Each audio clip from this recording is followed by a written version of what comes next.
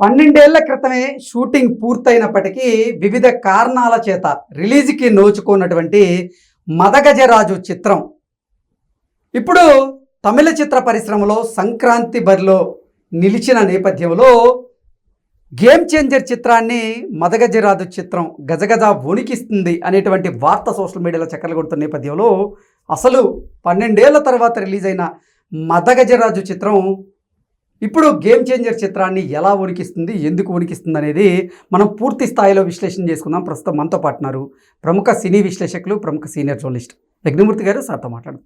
Sir నమస్తే. Sir నమస్తే కృష్ణ. 12 ఏళ్ల ముందే సినిమా షూటింగ్ పూర్తయినప్పటికీ రిలీజుకు నోచుకోకుండా 12 ఏళ్ల తరువాత మొన్న సంక్రాంతి బరిలో తమిళ చిత్ర పరిశ్రమలో రిలీజ్ అయినటువంటి మదగజరాజు చిత్రం గేమ్ చేంజర్ చిత్రాన్ని గజగజ వణికిస్తుంది అనేటువంటి వార్త సోషల్ మీడియాలో చక్కర్లు కొడుతుంది. కారణం ఏంటి సార్? నిజంగా చెప్పాలంటే తమిళంలో పెద్ద పోటీ లేదని చెప్పాలి. యాక్చువల్గా అజిత్ సినిమా ఒకటి, యాక్చువల్ 2 సినిమాలు లైన్లోకి వచ్చినా కానీ ఏది కూడా రిలీజ్ కాల. ఒకటి గుడ్ బ్యాడ్ అగ్లీ అని ఒకటి, ఇంకొకటి విడాయమూర్చి అని చెప్పేసి ఒకటి. ఓకే. ఈ 2 సినిమాలు కూడా యాక్చువల్గా అయితే first good bad ugly release అవుతుందని చెప్పి పోస్టర్ వేశారు. తర్వాత దాని ప్లేస్లో అది వెనక్కి వెళ్ళిపోయి విడాయమూర్చి సినిమా వచ్చింది. అది లైకా ప్రొడక్షన్స్ వాళ్ళది. కానీ అది కూడా దాన్ని కూడా ఆగిపోయింది. అది సో ఎటు కాకుండా అంటే పొంగల్కి రావాల్సినటువంటి అజిత్ సినిమాలు 2 కూడా ఏది రాకుండా పోయాయి. దీంతో ఎప్పుడో 12 సంవత్సరాల క్రితం రిలీజ్ కావాల్సినటువంటి మదగజరాజా సినిమాని ఇప్పుడు రిలీజ్ చేశారు. సుందర్ సి డైరెక్టర్, దానికి ఖుష్బూ హస్బెండ్. సో తను తెలుసు మనకి, తను థ్రిల్లర్స్ బాగా తీస్తాడు, అలాగే కామెడీ బాగా తీస్తాడు, మాస్ కామెడీ బాగా తీయగలదు. అట్లా మన ఈ మధ్య క్లిక్ అనే ఒక సినిమా వచ్చి పెద్ద హిట్ అయింది అది. సో ఇప్పుడు ఈ సినిమా ఇది ఎప్పుడు యాక్చువల్గా 2013 పొంగల్కి రెడీ చేశారు. అప్పుడు రిలీజ్ కావాలి అది. కానీ అప్పుడు ఏవో కారణాల వల్ల, అంటే నిర్మాతలు ఎదుర్కొన్నటువంటి ఆర్థిక పరమైనటువంటి ఇబ్బందుల వల్ల అది అప్పుడు రిలీజ్ కాలేదు. సో అది సినిమా రిలీజ్ కావడం లేదని చెప్పేసి కొంతమంది దాని మీద గొడవ చేయడంతో అది ఆగిపోయింది. అప్పటి నుంచి అవాంతరాలు ఎదుర్కొంటూనే ఉంది. మళ్ళీ ఒక 5-6 అంటే పాండమిక్ ముందు కూడా ఒకసారి ప్రయత్నాలు జరిగాయి ఈ సినిమా రిలీజ్ చేయడానికి. అప్పుడు కాల. మరి ఇప్పుడు 12 సంవత్సరాల తర్వాత ఇప్పుడు అదే పొంగల్కి సినిమా వచ్చింది. యాక్చువల్గా అయితే ఇంకొక సినిమా అయితే ఏది బతకదు ఇట్లాంటి టైం. ఎందుకంటే విషయాలు కూడా 12 ఏళ్ల క్రితం ఇంకా కుర్రాళ్ళగా కనిపిస్తా ఉన్నాడు బాగా. వరలక్ష్మి శరత్ కుమార్ ఒక హీరోయిన్, 2 హీరోయిన్లు ఒక హీరోయిన్ నటించింది. ఆమెకి ఇది హీరోయిన్కి 2వ సినిమా. మన తెలుగు అమ్మాయి అంజలి ఇంకొక హీరోయిన్. సో అలాంటి ఆ సినిమా ఇప్పుడు రిలీజ్ అయిపోయి ఏకంగా 9 రోజుల్లోనే 43 కోట్ల రూపాయల గ్రాస్ కలెక్ట్ చేయటం అనేది అక్కడ వాళ్ళందరినీ కూడా, కోలీవుడ్ వాళ్ళందరినీ కూడా విస్మయానికి గురి చేస్తుందని చెప్తూ ఉన్నారు. సో ఈజీగా రాబోయే రోజుల్లో 50 కోట్ల గ్రాస్ మార్క్ని ఈజీగా అందుకుంటుంది. ఒక రకంగా చెప్పాలంటే బ్లాక్ బస్టర్ రేంజ్ అయిందని చెప్పాలి. సార్ అంటే 12 సంవత్సరాల తర్వాత రిలీజ్ అయినటువంటి మదగజరాజు చిత్రం ఇంత బ్లాక్ బాస్టర్ విజయం సొంతం చేసుకోవడం కారణం అంటే విశాల్ అనారోగ్యంగా ఉన్నాడు అంటూ హైప్ రావడమేనా, లేదంటే కథలో బలం ఉండి సినిమా నిజంగా సూపర్ టాక్ వచ్చింది కాబట్టి ఇంత కలెక్షన్లకు కొల్లగట్టగలిగిందా అంటే ఏం చెప్తారు? ఇది నిజానికి కథ పెద్ద విషయం ఉన్న కథ కూడా కాదు. 4-5 స్నేహితులు, క్లాస్మేట్స్, అందులో ఒక్క హీరో మాత్రమే ఒక స్టేజ్లో ఉంటాడు. మిగతా 9 కూడా కష్టాల్లో ఉంటారు, ఇబ్బందులు ఎదుర్కొంటూ ఉంటారు జీవితాల్లో. వాళ్ళని ఎలా ఒక గార్డెన్ తీసుకొచ్చాడు, వాళ్ళ జీవితాన్ని ఎలా చక్కదిద్దాడు అనేదే కథ ఇది. అతను హీరో. సో దీన్ని సంతానం అనే ఒక కమెడియన్ని పెట్టుకొని అతనితోటి మంచి కామెడీ పండించడమే ఈ సినిమా విజయానికి కారణం అని చెప్పాలి.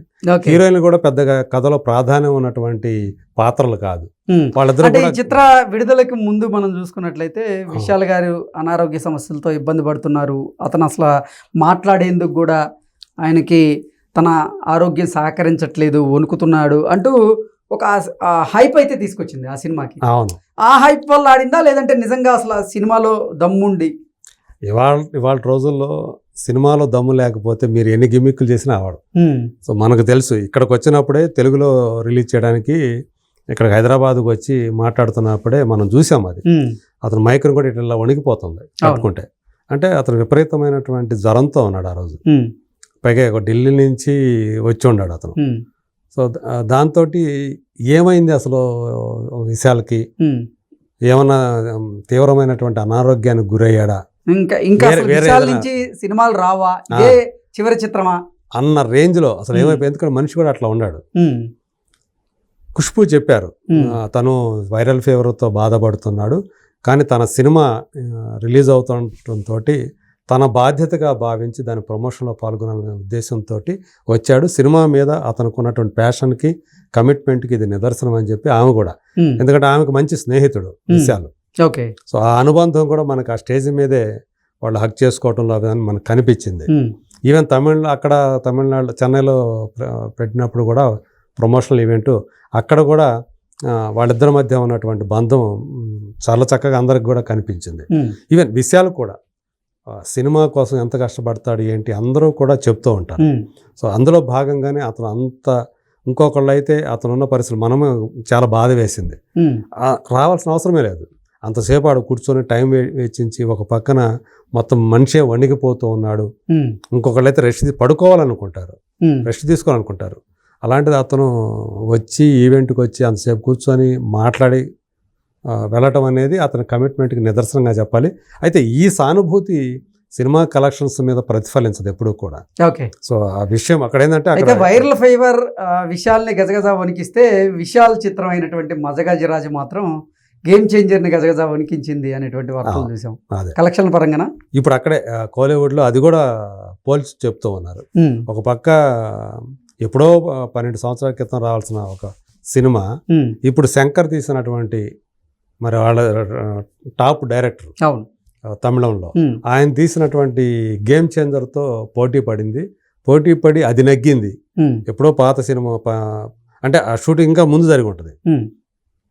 12 ఏళ్ల క్రితం కంటే ముందు తీసిన సినిమానే శంకర్ సినిమాని డామినేట్ చేసి ఇంత విజయం సాధించింది. అది చూస్తే 50 కోట్ల వైపు దూసుకుపోతుంటే ఇది 5 కోట్లు, అంటే షేర్ అయితే 5 కోట్లు రాలేదు, గ్రాస్ పరంగా చూసుకుంటే 10 కోట్లు కూడా రాని పరిస్థితుల్లో గేమ్ చేంజర్ ఉంది. ఇంకో పక్క అదేమో మదగజరాజా చూస్తేనేమో 50 కోట్లకు దగ్గర అవుతా ఉంది. సో ఇది ఓడించింది, సంక్రాంతి విన్నర్గా నిలిచింది గేమ్ చేంజర్తో పోలిస్తే. శంకర్ని సుందర్ సి బీట్ చేశాడు అని ఇలా రకరకాల కథనాలని వాళ్ళ కోలీవుడ్ మీడియా రాస్తూ ఉంది, చెప్తూ ఉంది.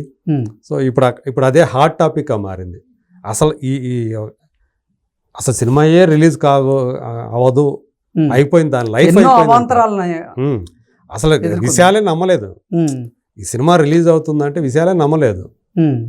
ఇప్పుడు ఒకవేళ రిలీజ్ అయినా దీన్ని ఎవడు చూస్తారులే, అప్పటి సినిమా స్టేల్ అయిపోయి ఉంటుంది, కథ స్టోరీ కూడా స్టేల్ అయిపోయి ఉంటుంది అని చెప్పి అందరూ అనుకుంటున్న టైంలో, మరి ఆ కథ, అప్పటి కథ ఇప్పటికీ కూడా జనాలు మెప్పిస్తూ ఉండటం అనేది ఒక విశేషంగా చెప్పుకోవాలి.